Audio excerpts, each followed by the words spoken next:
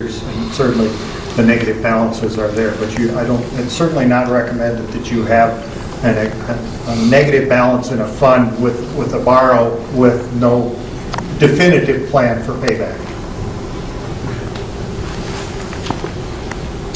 Gentlemen? This might be a dumb question. What a surprise. If we would pursue the two tracks, let's call it, and 1A is still kind of there for now, is there, what does it cost us to do that at this point? Mayor and Council, at this point in time, we've not incurred significant costs other than for the engineer to lay out the one site plan, and that certainly wasn't a significant cost at this point in time.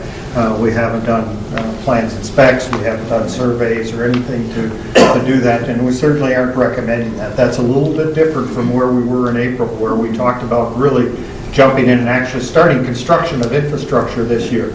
I think we're saying no, now is not the time, that we need to hold off, and if any infrastructure is built, it's going to be next year. And so we really aren't incurring significant costs.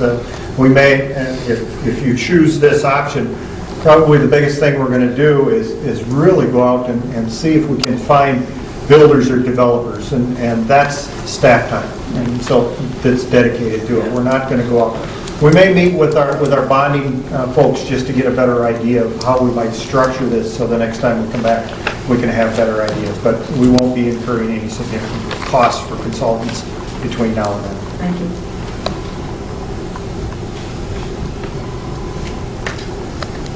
Rumored there's a couple people in the audience who would like to speak to this. Is there people that signed up?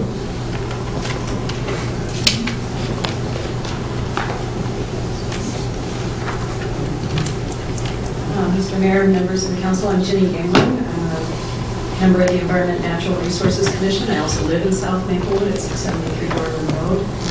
I also chaired the Fish Creek Ad Hoc Commission. And I want to thank you for all the time and energy and thought you've put into this issue, and I really appreciate it. I appreciate the fact that so many people have such great concern about trying to protect this land.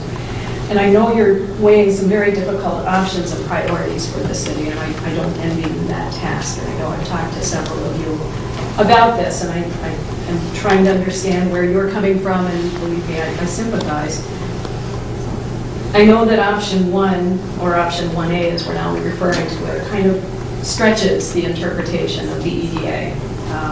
And it sounds like it's within the realm of what the EDA can be used for under some of the interpretations. And I would say that if any land in Maplewood merits